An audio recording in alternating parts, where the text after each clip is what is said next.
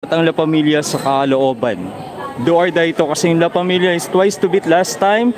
They were defeated by just 1 point by Looban. So magandang laban to kasi talaga yung La Familia na-challenge sila para ipanalo itong laban na to kasi wala silang talo sa elimination. Share natin to sa Facebook para maraming makapanood.